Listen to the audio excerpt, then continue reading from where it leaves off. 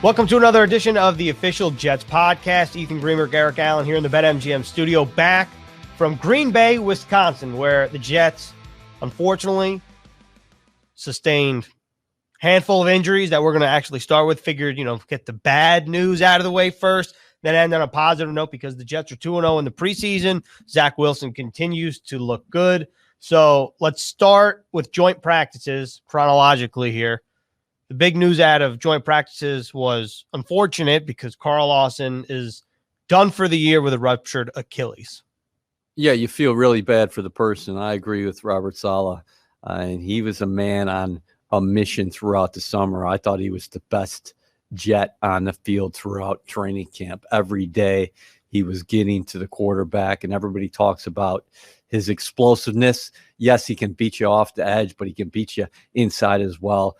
Such a strong and powerful man. He became a 3-down player last year in Cincinnati. 20 career sacks in 51 games. But over the last 2 seasons, we talked about it for months that Lawson had as many quarterback hits as any defensive lineman in the National Football League. And the Jets had such high hopes and high aspirations for him.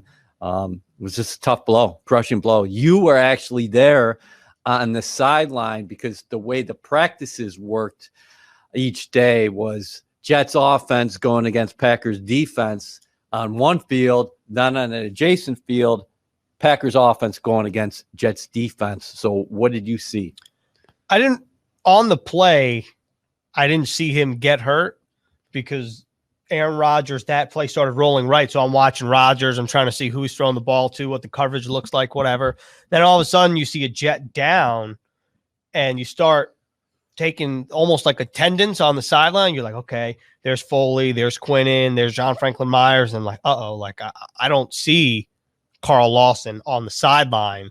And then when he rolled over and the card started coming out, you're like, oh God, like it's, worst case scenario. And it's never good when anyone gets hurt, but when you get carted off, you know that the severity, it's a different level when the cart comes out. Yeah, and this is a guy who said that he felt unleashed, unchained in this defense. He was going to be the perfect fit for Robert Saleh and Jeff Albrecht, running the 4-3, creating chaos up front. And then he's going to be paired with Quinnen Williams, Sheldon Rankins, Fuller Rudson, Fadakasti, Nathan Shepard, Jonathan Marshall, guys like that on the inside.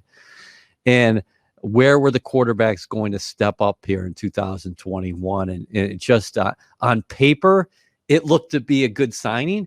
But then what we saw on the practice field throughout the summer was this had an opportunity to be an unbelievable signing. He had never had a 10-sack season in his career. I would have said that would have been a low bar for Carl Lawson entering the campaign coming up. Look, I don't know what Carl Lawson looked like in practice as a Bengal, but as a Jet, he was everywhere. He was in the backfield on pass plays. He was in the backfield on run plays. He was a relentless pursuit player. And I think you really, not only do you feel bad for the person, but it hurts a little more, I think, when you sign somebody like Carl Lawson in free agency at a premium position and he doesn't even play a single regular season snap for the new team. Well, I hope people got a chance to watch One Jets Drive because you got a sense of how hard this guy works and how much he loves his profession and how good he wants to be. So with all those things being said, mark my words, Carl Lawson is going to do everything he can to return to being even a better player because his work ethic's just unmatched. He wants it. He wants to be great at this profession. And he seems to be so positive too. Yeah. And he went to Instagram after the injury, after it was announced he was going to be missing the season. And his teammates said that too. I think Fadakasi said after the game, we were in the news conference room there in Green Bay, and he said, Carl doesn't want us to feel sorry for him. And Saleh said, the train does not stop. The train does not stop in the National Football League. So now this is an opportunity for somebody else to come in and step up. You don't replace a Lawson 1-for-1. We're not saying that. But if anyone knows how to take a couple injuries on defense and still field a very good unit. It's Saleh. Look at what he did last year in San Francisco. Yeah, it's a great point. And unfortunately, that same day, Sheldon Rankins, Denzel Mims, both now day-to-day with hip and knee injuries, but those two guys got banged up, and then you fast forward to the game. I feel like this is going to be an extended podcast because we have so much to get to. Yeah, it was a week's worth, right? But it was also like, there's a little extra juice. But in the game then, Jared Davis gets carted off the field. Connor McDermott gets carted off the field. We're recording this Monday mid-morning, and Robert Saleh has already told the media that Jared Davis expected to return around the bye week, which is week 6 for the Jets. So that's an extended period of time. But the good news is that it's not season ending like Lawson. McDermott, still no timetable. It sounded like that he was evaluating his options, and we don't know what that means, but it sounds like, could that be rehab? Could it be surgery? It sounds like they're still mulling over decisions, or at least Connor McDermott is. Yeah, that's the one thing you don't want to see anytime, especially in the summer when you're getting ready for the season, is the cart coming out. So we saw the cart coming out for Carl Lawson. Then we saw the cart coming out for Zane Lewis, a converted cornerback who was playing safety, who had a number of interceptions in team drills. That happened during special teams work at the end of Thursday's practice. Lawson's injury was at the beginning of practice. Then in the first half against the Packers, you see Davis go down and a cart come out. And then finally, late in that first half, McDermott goes down and the cart comes out. The Jets saw that way too much here this week.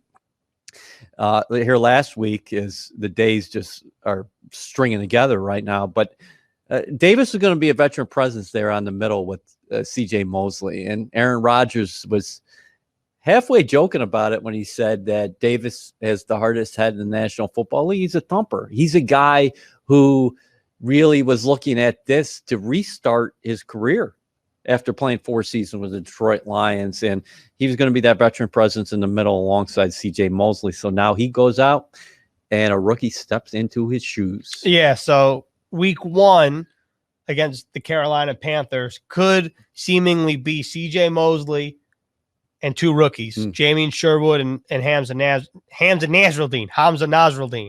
And this past weekend, Noah Dawkins got burned with the first team. So I think that's going to be an interesting spot, because in the beginning, Nasruddin started with the ones, like in the beginning of camp, like from day one, and then Dawkins got some runs. So that'll be interesting. But it sure seems that Jamien Sherwood is passing whatever tests behind closed doors with flying colors, because we saw in OTAs, right? That was only a couple months after he was drafted. He was already calling the defense with the second team. Yeah. Jets love Sherwood. You hear Saleh talk about him. I had an opportunity to speak to Jeff Ulbrich about him. He just has great command of the defense. You typically don't hear coaches speak about rookies that way. And I don't know if it caught your ears like it did mine, but Saleh obviously loves Fred Warner. Now, when he was asked about Sherwood today, a reporter did not bring up Warner's name. The guy who brought up Warner's name today was Robert Saleh. Yeah, that says a lot. He also said he's got a long way to go. Oh, he does. And I'm not putting unrealistic expectations on him. I'm just saying is that coaching staff is really excited about, yes, the instincts, the length, the physicality, but also the smarts, the intelligence, what he's grasping so far. Yeah, I think that it's going to be – I think Sherwood's is going to be fun to see him running with the first team, assuming that he's going to step in there, which Robert Saleh said he will. So we'll see what happens over the next week when the Eagles come here to Florham Park. And, let's talk about Zach Wilson's week, starting with the joint practices and then finishing with the game. Day 1 felt like, maybe the Jets were a little sluggish, travel, right? The Packers championship roster, all that good stuff. Day 2 of joint practices definitely felt like the Jets kicked it up a notch. Yeah, I think that's fair. Listen, Mike LaFleur was asked about the offensive line. He said basically that they have to be better in pass protection. And he was very frank about that. He talked about it on Thursday. He thought the pass protection was better on Thursday than it was Wednesday. So that's backing up your point there. Wilson, I know the media, I think this is a tough job because we're out there every day too. We don't chart sacks. we write it down as would-be sacks. We try to tell people if they're in that area. It's really hard to get a 100% accuracy chart. With that being said, the Packers were bringing a lot of pressure on Wilson on day one. I thought day one, he closed with a good 2-minute drill that included an incomplete pass to Keelan Cole down the sideline, which was a beautiful ball. And he made a couple good decisions and good throws in that Wednesday practice. Then the Thursday practice, you're right. I thought him and Corey Davis, they flashed and they continue to show a great chemistry here in the early going. And then that 2-minute drill was tremendous on day two because Wilson missed Davis down the sideline, shook it off, and then come back later is flushed out of the pocket and hits Braxton Berrios on a long touchdown. Yeah, that was really cool. It was cool to see the progression from day one to day two, particularly in that 2-minute period. And also with the Jets defense, same thing. Day one, 2-minute defense, lets up a touchdown to Aaron Rodgers. Day two, Jared Davis, blanket coverage on Alan Lazard and kind of pops the ball up in the air, and Sherrod Niesman was right there to take it down. So I thought it was it was good to see that the Jets improved from day one to day two, but by all accounts, it seems like that work was invaluable for both sides, really, and really for the Jets, because you think about the youth of this team, we've talked about it a lot, to go up against a team that's gone to back-to-back NFC championships in the Packers.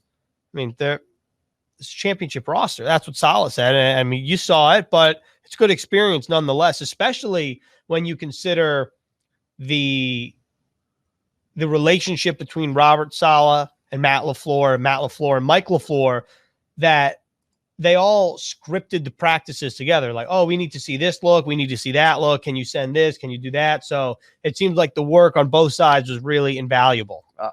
I totally agree on that. For the Jets, they got to see different systems, especially this young roster, especially this young quarterback. And so you're practicing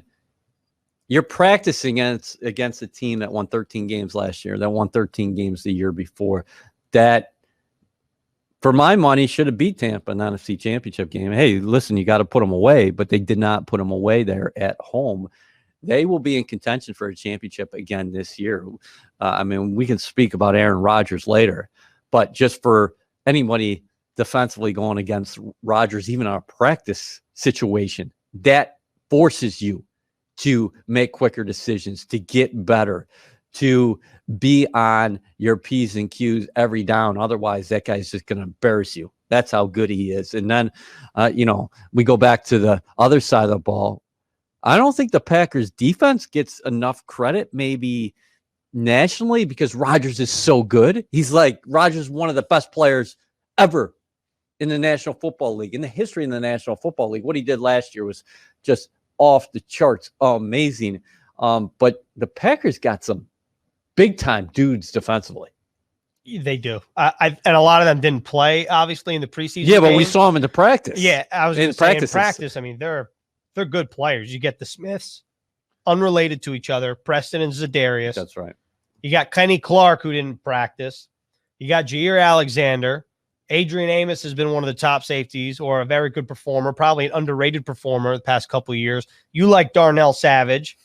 So I think that that team does have a lot of talent on the defensive side of the ball, but you're right. When you have Aaron Rodgers and you have Devontae Adams, you're obviously going to get overshadowed. And Aaron Jones and A.J. Dillon in his second year, who we saw in the preseason game, is a very tough man to bring down because he's huge. Yeah. He's huge. And also Aaron Rodgers, I just want to say, as a football fan, it's pretty sick watching him throw a ball in practice. Just want to put that out there.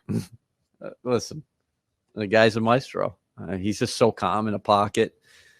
He knows what you're trying to do defensively, how you're trying to attack. I like what he said about Saleh and Albrecht afterwards. He didn't bring up Albrecht by name, but he said the Jets are giving me different looks defensively, different pressures. Sometimes the safety's coming, just changing things up. So he liked that because in 2019, Rodgers was very vocal about not liking the Houston Texans joint practices with the Packers. In fact, he articulated that in his news conference last week, saying, Hey, listen, I remember doing a red zone drill against the Texans, and they were dropping 8. And then he said, if you look at my career, most people don't have a lot of success dropping 8 against me in the red zone. Yeah, Aaron Rodgers did not like that joint practice at all. But he did say he liked this one. Yeah. And he found this one to be a little more beneficial. Yeah. I guess that's the word to use. And let's bring this back to Zach Wilson in the game, because while the Packers did not dress 32 players, right? I thought the press box announcer was never going to stop. Yeah, it was crazy. It was almost like he was going through the roster. Yes. Number 55, Zadarius Smith. Number 56, blah, blah, blah, 57. It was crazy. But, it took up a little bit of time. And after he got through the 32 players, then what happened was the Jets and Packers actually played football. And Zach Wilson, I would say he looked better this game than he did the first game against the Giants, but you liked what you saw against the Giants, really liked what you saw against the Packers, and he got a lot of recognition nationally on Twitter. And there's also, that group of people, oh, you're playing against the second team. It's the Packers, 3rd and 7th stringers, like whatever. And I asked Corey Davis about it after the game, who had a very nice, 4 series in his second preseason game as well. And he said, look, we can control what we can control. And then he said he called Zach Wilson Young Gun. Yeah. He said, Young Gun's a good player, a really good player. And I think that connection was evident as well. Asala said it at the game. It's professional football. And then the other thing that he talked about today during the conference call was that you guys, the media, would be torturing him if he did not play well. Yeah. So the bottom line is, anytime you go out there, get an opportunity to play in other team, professional players in game-like conditions, it is valuable. And let's just grade him for what he's done, not who's been out there. Mm-hmm. In 6 possessions, the Jets have scored 4 times. Against the Packers, Wilson had 4 drives. He led the Jets to scoring possessions or scores on 3 of those possessions, 2 of those being touchdowns, 18-yarders to Tyler Kroft. I think, again, he's doing this without. Can we talk about a couple of the starters who weren't on the field for the Jets? No doubt. Okay. The Jets really like those rookies, Elijah Vera Tucker and wide receiver Elijah Moore. The 2 Elijahs, Elijah squared. So I think this offense is going to look a little bit different when those 2 are on the field offensively for you. I mean, those are 2 big pieces. Great point. So I love what is happening with him and Davis, because you're seeing the 3rd down conversions, right? 3rd and long on that first drive, he goes over the middle to Davis for a big chunk gainer. 3rd and 2, short, backpedals. Davis springs free, hits him, conversion. Then I thought the play of the game, if you're a Wilson fan, if you're a Jet admirer, was his throw to Corey down the sideline at the end of the first quarter. No doubt. And Aaron Rodgers was asked about that during the telecast. Listening to Aaron Rodgers break that down in real time it's pretty cool. And he talked about that was one that when he and Zach Wilson talked, like in practice and at halftime of the game, before the game, that was one of the things that he said to Wilson, is like, your footwork's going to have to be on point, because, your offensive line needs time to gel. So with Rodgers, he's been there a long time. That offensive line's been intact. I know they lost Corey Linsley and Bakhtiari's not healthy yet, but Rodgers was saying for Wilson, what he talked about was, you got to get your footwork in a good spot, and if you got to have that clock when you can roll out, boom. And that's what we saw on that play to Corey Davis. So a lot of talk has obviously been made of Zach Wilson's performance. Understood. 2nd overall pick, performed well, deep quarterback class. Everyone wants to compare notes, right? How does Justin Fields play? How does Trevor Lawrence play? How does Mac Jones play? How does Trey Lance play? I get it. How about some players that we haven't talked about that we think? You're done with Wilson already, huh? Yeah, I mean, we'll see what I'm not done in the podcast. We'll talk about the Eagles in a little bit. Okay. Yeah. But what I wanted to do was talk about the game. Was there anybody else or practice that you think deserves attention? Because I think that the safeties, Sherrod Neesman and JT Hassel, both those guys might deserve a little more attention than they're getting. Well, Jets were banged up at safety during the week because we talked about the aforementioned Zane Lewis going down. LaMarcus Joyner dealing with the back injury. Ashton Davis has not practiced all summer. The Jets are hoping to get him back early in the regular season. So that means opportunities in that defensive backfield alongside Marcus May with the aforementioned Sherrod Niesman and JT Hassel. Hassel started that turnover fest in the second half, or takeaway fest, I should say, with that force that they did not have the right call on the field, but fortunately we have replay, and Sherwood came up with the recovery. Yeah. That's what you want to see. And then Niesman had an interception of Rodgers in a 2-minute drill, and Rodgers had 5 interceptions last year, which is absurd. Great coverage on the play by Davis, like you mentioned before. But listen, for the Jets this week, I think, or that week with Green Bay, it really helped them take a look at what they have at the safety position because they were challenged by their depth. Yeah, absolutely. I think JT Hassel's if you date back to last year, he blocked a punt for the Jets in his short stint with the team, right? And then in OTAs, we were like, man, JT Hassel's kind of making plays. Let's see what happens when the pads come on. The pads have come on, and it sure seems like he's had a quietly nice camp. He's got a good way about him too. I had a chance to talk to him after the game, and he's just got a good way about him. And you talk about special teams contribution. I'm glad you brought that up, because when you start looking down the roster, who's going to cement a spot? Most of these guys got to give you something on special teams. Speaking of special teams, we did not talk about Matt Amendola yet. Pistol's firing. The pistol was firing, and look, you said it before that he had a chance to put a stranglehold on the kicking competition.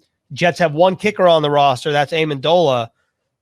I would assume after a performance like he had against the Packers, when he makes a 54-yard field goal, both extra points, makes 2 more field goals. He was responsible for 11 of the Jets' 23 points.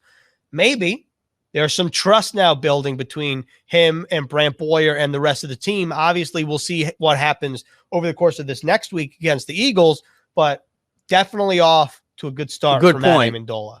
Good point. Stack up the days, right? For him, it's just going out there on the practice field, performing well against Philadelphia. And if he has a solid week and then kicks well under the lights at MetLife, you got to figure this guy right now has a hell of an opportunity to be the week 1 kicker in Carolina, right? I would assume so. And he has a monster leg. The 54-yard field goal, it wasn't good. It was good. How long do you think that would have been good from? 64? That's what I tweeted. Yeah. I would say that easy 64. Yeah, he has a monster leg. I mean, when you interviewed Brant Boyer, what do you say? He has elite leg strength. I mean, and also you think about the benefit of someone like that on kickoffs. You essentially eliminate any chance of a kick return, assuming the weather's not inclement. Yeah, you had a good point. I think his first kickoff went through the end zone, and then it seemed like on the second one, Boyer told him to directionally kick it. But he has a powerful leg, so that can help you as far as coverage-wise, because he can kick it out of the end zone. And then also, if you're able to get a kicker in here who's not only accurate, but can give you an opportunity from 50+, that kind of changes the dynamic of things. Yeah, I think the last time the Jets had somebody like that was Jason Myers, right? It was like, we're in the 50-yard range. Let's go. Here comes Jason Myers, and, let's give it a shot. Where you see throughout the league, if you don't have trust in a kicker, or even just for example, on the other side of the field from the Jets, the Packers, Mason Crosby, he's not known for having a monster leg. He's known for being an extremely good kicker. But, if you're out of range, you're not out of range with Matt Amendola unless you're way back 65+. Yeah, I would say that's fair. So if we're looking at Carolina and this is a regular day out there in September, let's say it's 80 degrees or 78 and the wind isn't crazy. I don't know, 55 and in. Let's say it's 4th and long, 4th and 5 or whatever, and it's 55. You might roll them out there. Yeah, absolutely. I think that we'll know how confident the staff is over the next couple of weeks. Big week for him. And he excelled in week 1 of his tryouts. Basically a tryout. Once they released Nagar, it was your chance, kid. Well, he's put his best foot forward so far. That is a good way to talk about what's coming down the pike, not the turnpike. You like that? Well, yeah. I didn't even mean to do that. So, well, they're coming up the pike. Yeah. All right. Whatever. There's a little play on words. So, the Eagles coming to Florham Park now for another week of joint practices. And I think this is another, let's stick with Amendola here for a minute. If he has the same week that he had in Green Bay and then during the game, good, like you said, it's a good opportunity to be the week 1 kicker. If he has a shaky week, well, remember, there are a lot of kickers that are going to get cut from their respective teams next week after the game when all NFL rosters will go from 80 to 53. So let's just put that out there. But in terms of for the Jets, what do you hope that happens? What do you hope to see from this offense, this defense, whatever? Like, what's your general overview of what's to come against the Eagles? Well, I'm hoping Jalen Hurts is ready to go and going to be able to practice because, Joe Flacco's coming back here to one Jets drive after a year here, backing up Sam Darnold. With that being said, you always want to face the top competition of the opponent. But for me, I would go to the first string just a little bit here. We saw Quinnen Williams get a few snaps, few reps Thursday in Green Bay. Robert Saleh said he's going to be ramped up a little bit this week. So I'm looking forward to seeing the big guy in the middle. The Jets lose Carl Lawson, but Quinnen Williams is coming back. And we haven't had the ability to see too much of number 95 so far this summer. So I think that's really, I'm not going to be watching the ball as much when he's out there. I want to see how he looks. I want to see how Devontae Smith looks. Right? Yeah, because the Jets had a real tough test last week against the Packers receiving core. Yes, that's highlighted by Devontae Adams. He's an animal. Marquez Valdez-Scantling, I thought, was pretty good. And Alan Lazard was solid in practice. I think the Eagles receiving core, obviously Devontae Smith a part of that. How about somebody like Jalen Reagor, year 2, right? He's got speed. So how does the Jets secondary look against them? Also, if Elijah Moore does practice, it's like the SEC's finest at the pros, right? Between Devontae Smith and Elijah Moore, the Heisman Trophy winner, and Elijah Moore had crazy numbers before he opted out of the 2020 season. So that's something I'm interested to see. And how about my buddy Chris McPherson over at the Eagles? We were talking about the practices coming up, and he said it was a shame about Lawson going down because they wanted to see him matched up with their big left tackle over there. Jordan, help me out. Mailata? Yep, Jordan Mailata. So they love him. They love him in Philadelphia. But even though Lawson's not there, now who's going to step up in his place? So we can come full circle here is that Bryce Hoff, 2 sacks last year, 2 sacks first week in the preseason. He got some run on the outside. Vinny Curry, the former Eagle, won't be out there on the practice field. Kyle Phillips as well. Ronnie Blair's banged up. He got banged up during the game again. So, and then there are reports out there that Jets are exploring the trade market as far as the pass rushers are concerned. You know who's one name that I've seen circulating on Twitter?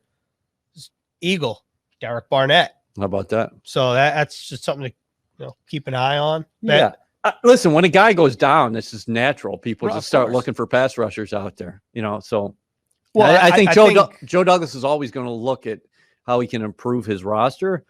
I also think that you don't make a desperate move, and he won't. That's just not the way he does it. Absolutely. And I think the other popular name that's been thrown out there is Chandler Jones, because Jones reportedly wants to be out of Arizona for whatever reason. I think part of that is financial situation. Right. So I think a lot of people say, oh, well, he wants out. The Jets need, the Jets may want a pass rusher with Carl Lawson gone. There you go. So we'll see what happens. I think it is a great point, though. Joe Douglas is not one to overpay, whether that be in draft capital, whether that be in dollars. So, just like free agency, I think they're going to have an approach. They're going to survey the lay of the land and say, these are the guys we'll target. Here's what we're willing to give. If you're not willing to meet that, well, we'll talk to you later and have a nice day. Right. You always got to explore. That's the other benefit of joint practices that I think might fly under the radar is that when you're looking at improving your roster, you're going to be thin in some areas where other teams have great depth. Well, your personnel staff just went to Green Bay an opportunity to look at the Packers up and down their roster, not just watching them from afar, but actually watching them in team drills 2 days. That's happening with Philadelphia coming up as well. So don't be surprised if the Jets ultimately pick up one Packer, one Eagle. That's not out of the realm of possibility. I think that's great, too, because you get an up-close and personal look at some of the guys that you're playing against and practicing against. So there's a lot of, there's a lot still to happen here, right? As the Jets have 2 joint practices with the Eagles and then a game on Friday. That concludes the preseason, and we'll continue to break it down right here on the Official Jets podcast. You got something else before we wrap up here?